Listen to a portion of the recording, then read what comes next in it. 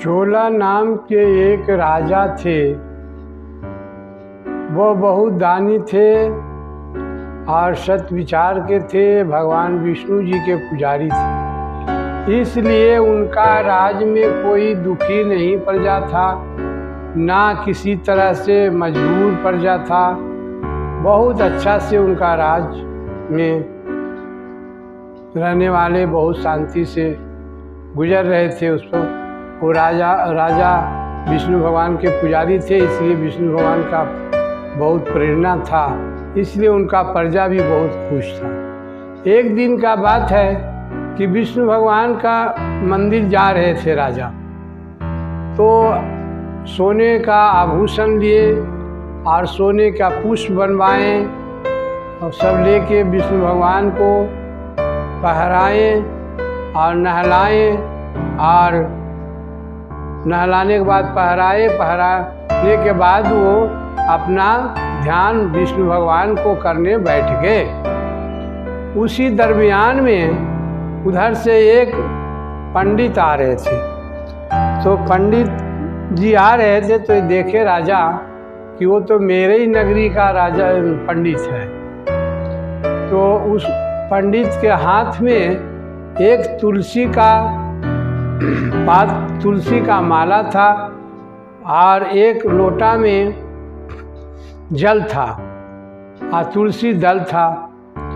तो पंडित जी आए और विष्णु भगवान को लोटे से नहलवाए। नहलाने के बाद वो माला, तुलसी माला उनको पहरा दिए। तो राजा जो सोने का हार जो भगवान को चढ़ाए थे, विष्णु भगवान को, और सोने का पुष्प जो बनाकर दिए चढ़ाए थे, वो ढक गया। ढकने के बाद जो था तो राजा देखे कि हम इतना सोना का सब कुछ चढ़ाया, भगवान कितना अच्छा सुंदर लग रहे थे, और ये पंडित जी इतना मूर्ख है जो कि हमारे माला को पूरा तुलसी माता से ढक दिए। तो राजा थोड़ा क्रोधित हो गए, बोले क्या पंडित जी, आपको पूजा करने का तरीका नहीं है, आप क्या करते हैं, कैसा आदमी है। तो इस प्रकार से बोले राजा थोड़ा। तो राजा को बात अच्छा नहीं लगा पंडित जी को। तो पंडित जी भी तो विष्णु भगवान का पूजा पाठ करते थे उसी मंदिर में, वो दोनों बेला का पुजारी थे, उन्हीं का सेवा भगवान का करना था। तो कहीं की देखिए राजा, आप जो बात बोल रहे हैं तो अपना लक्ष्मी का बदौलत बोल रहे हैं। हाँ, आप पूजा पाठ का कदर क्या जाने, पूजा पाठ तो हमने करते हैं, तो हमको इस चीज़ को मालूम है। लेकिन खैर आप बोल दिए राजा है तो हम क्या कहें।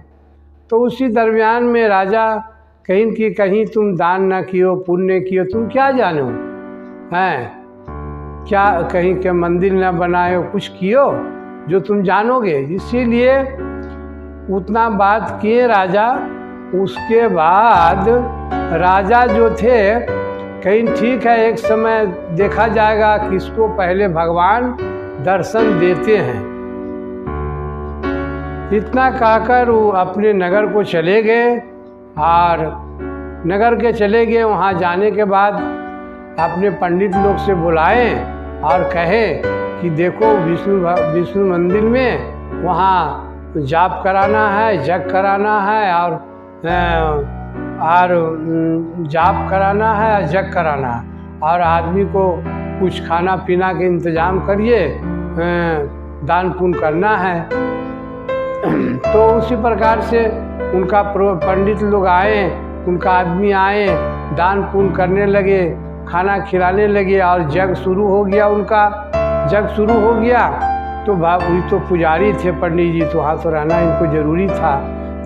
खुद पंडित जी भी अपना पूजा करने लगे, दोनों बेला बढ़िया से कीर्तन भजन करते थे पंडित जी, और एकादशी व्रत रखते थे, बहुत अच्छे थे, माने धर्म के पीछे बहुत लगे रहते थे, कर्तव्य उनका था।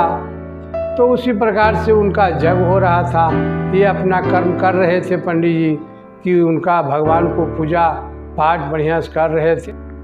और तुलसी माला गिनते थे और भगवान को बहुत हार्दिक इच्छा से उनका स्वरूप को अपने मन में बसा के रखते थे। उनको ऐसा देखते थे जिसमें भगवान उनका मन में बस गए, जैसा लगता था वो अपने दिल में देख रहे। तो समय चलते रहा, पूजा राजा का होने लगा, ये भी अपना पूजा करते रहे। तो ऐसी ही दोनों का पूजा बहुत दिनों तक चलता रहा। चलते चलते चलते चलते राजा भी अपना पूजा पाठ दान बीन कर रहे थे और विष्णु जो पंडित थे वो भी अपना लगन में लगे हुए थे। एकादशी व्रत करते थे, माला गिनते थे, हरिरामा करते थे, कीर्तन भजन भगवान का एकदम सेवा में पूरे डूबे हुए थे, पूरे नील रहते थे। कुछ दिन बीता बीतते गया। तो एक दिन का बात है कि जो विष्णुदेव पंडित जो थे वो सुबह में खाना बनाकर आए और जब भगवान का भोग लगा के उनका भजन करके सब काम उनका पूरा करने के बाद वो जब खाना खाने गए तो उनका खाना जो है चोरी हो गया। चोरी हो जाने के बाद तो अब उनको टाइम नहीं था जो कि खाना बना सकते, इसीलिए उस दिन उपास रह गए, भूखे रह गए।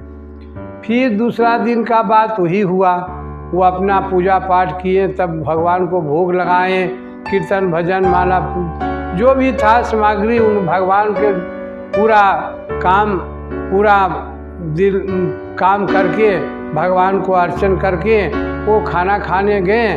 फिर उसी दिन का हाल हुआ कि खाना उनको चोरी गया। इसी प्रकार से 6 दिन उनका खाना जो है चोरी होते गया। आरी बेचारा को कभी जब दोबारा खाना बनाते तो शाम का पूजा छूट जाता, इसलिए भगवान में उन्नील थे, 6 दिन भूखा रह गए। तो 7वां दिन खाना बना के रख के आए और वो आगे थोड़ा जाके वो देखे कि कौन खाना मेरा चोरी कर रहा। तो छिपे हुए थे, तो उसी में एक चंडाल आया। उसका इतना हालत खराब था कि उसको सिर्फ हड्डी और चमड़ा ही दिखा जा रहा था। तो ब्राह्मण देख के कहीं कि सूखा रूखा भोजन क्या करते हो, जो लो इस घी को भी तुम। चंडाल को देखकर ब्राह्मण को दया आ गया इस हालात में। तो कहीं कि तुम्हारा इस हाल है तो एक काम करो, तुम सूखा रूखा क्यों खाते हो? तो बोले कि तुम सूखा रूखा भोजन क्यों करते हो, जो लो इस घी को भी तुम खाना, तब तुम्हारा सेहत थोड़ा अच्छा रहेगा। तो उस चंडाल ने इनका बात सुनते ही वो भागने लगा। जब पंडित जी तो देखे कि भागने लगा तो वो निर्बल था, एकदम दुर्बल था, इसलिए वो उसका पीछा पंडित जी भी किए। तो पंडित जी जाते जाते कुछ दूर गया कि वो चंडाल गिर गए।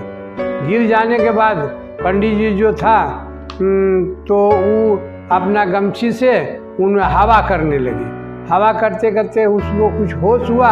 होश होने के बाद बैठे, अब बैठने के बाद उठ के खड़ा हुए तो स्वच्छ भगवान विष्णु प्रकट हो गए। पंडित जी को 7 दिन भूखा पूजा करते देखकर बहुत खुश हो गए।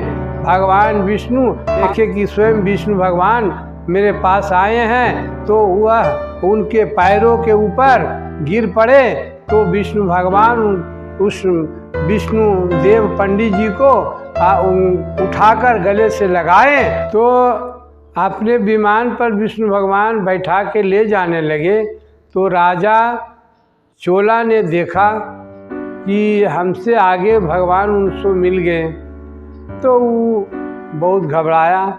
बोला हम तो इतना दान पुण्य कर रहे हैं और इतना लोगों के साथ व्यवहार कर रहे हैं, तो हमको पहले नहीं मिले और पंडित को भगवान पहले मिल गए। इसके मतलब होता है कि सिर्फ दान पुण्य करने से भगवान नहीं प्रसन्न होते हैं, उसके साथ साथ भक्ति चाहिए। सच्चा दिल से भगवान को जो चाहने वाला होता है उसको पहले ही प्रकट होते हैं। दान पुण्य करने वाला को भी होते हैं, लेकिन जो सच्चा उसका साथ साथ जो सच्चा दिल से भगवान को सब मानता है, भगवान को पूजा करता है, दान पुण्य करता है, तो ज़रूर उसको मिलते हैं। तो हमको ऐसी दीजिए ज्ञान जिसमें हम आपका पूजा पाठ में नील हो जाएं और भक्ति करें आपका। तो इतना कहकर वो अपना राजपाट जो था वो अपने भाजा को दे दिया और उस जग का हवन जो हो रहा था उसमें कूद पड़ा। तो भगवान विष्णु उसको अपना गोद में बैठा लिए। बैठाने के बाद ऊपर आए और उसे जो है अपने गले से लगाए और गले से लगाकर उसको भी भगवान जो है अपने विमान पर बैठाकर विष्णु लोक में ले गए। दोनों का विष्णु लोक चले गया। वहाँ पर जाके विष्णु भगवान अपने द्वारपाल उसको बनाए। हरि ओम विष्णु विष्णाय नमः।